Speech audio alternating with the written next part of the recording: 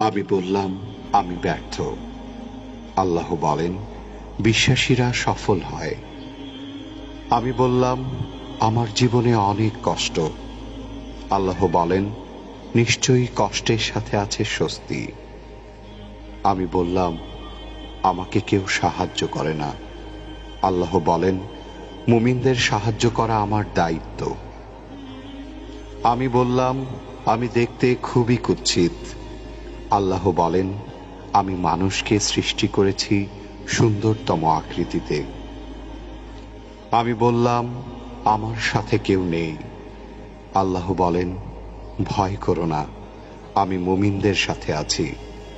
আমি বললাম, আমার পাপ অনেক বেশি। আল্লাহ বলেন, আমি তওবাকারীদের ভালোবাসি। আমি বললাম, আমি সব সময় অসুস্থ থাকি।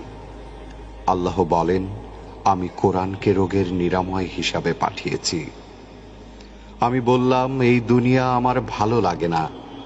আল্লাহ বলেন, তোমার জন্য পরকাল, ইহকাল অপেক্ষা শ্রেয়। আমি বললাম, বিজয় অনেক দূর। আল্লাহ বলেন, আমার সাহায্য একান্তই নিকটবর্তী। আমি বললাম, আমার জীবনে খুশি নেই।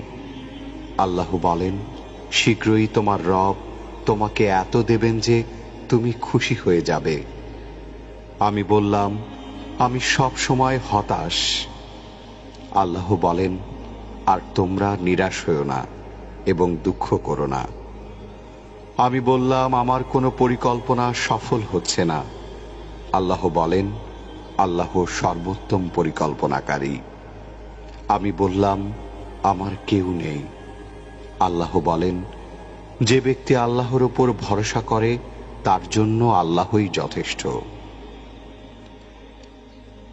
এত নিয়ামতের ভাণ্ডারে থাকার পরেও সন্তুষ্ট চিত্তে আমরা আল্লাহর নিকট শুকরিয়া জ্ঞাপন করি না।